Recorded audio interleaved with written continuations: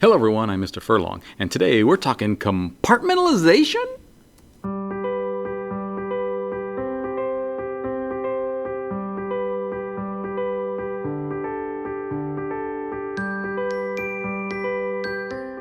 One of the things that separates prokaryotic cells from eukaryotic cells is that eukaryotic cells have membrane-bound organelles, and they will compartmentalize intracellular metabolic processes. Let's take a look at a couple examples of this.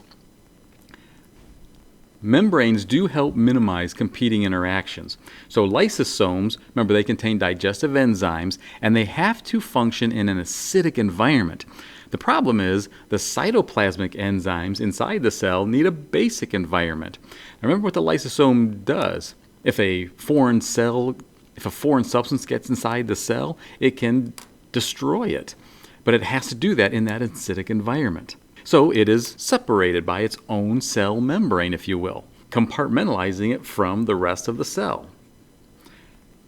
Internal membranes help to facilitate cell processes by minimizing competing interactions and by increasing surface areas where reactions can occur. So let's look at an example of this. The mitochondria is made up of two membranes, an inner membrane and an outer membrane.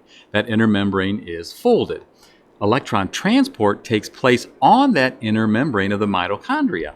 So the folding of the inner membrane increases the surface area, allowing for more ATPs to be made. So it's beneficial to have that folding. Now these compartmentalized organelles oftentimes will work together to move molecules out of the cell.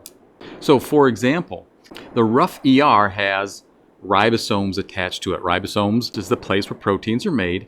Those proteins go into the rough ER, travel to the smooth ER, where then they will bubble off, forming these transport vesicles, moving over to the Golgi complex. Because it's just a lipid bilayer of the vesicle that came from the smooth ER, it can just be absorbed into the Golgi complex, where it's processed and packaged.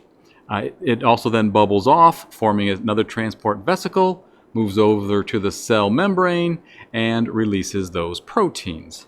This is essentially exocytosis taking place. So here we see an animation of this. In blue is the ER. Proteins were made on the ribosomes on the rough ER, travel to the smooth ER, and a section of that membrane around the ER bubbles off, forming a transport vesicle. Now again, it is made of the same lipid bilayer as the Golgi complex, so it can just be absorbed into the Golgi complex.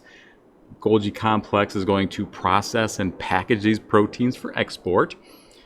It will then form another transport vesicle off of the Golgi complex, travel over to the cell membrane, where, because again it's made up of a lipid bilayer, fuses with the cell membrane and can release those substances out of the cell.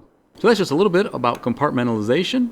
We're going to take a look at how all this may have formed in the next video, and I'll see you in class.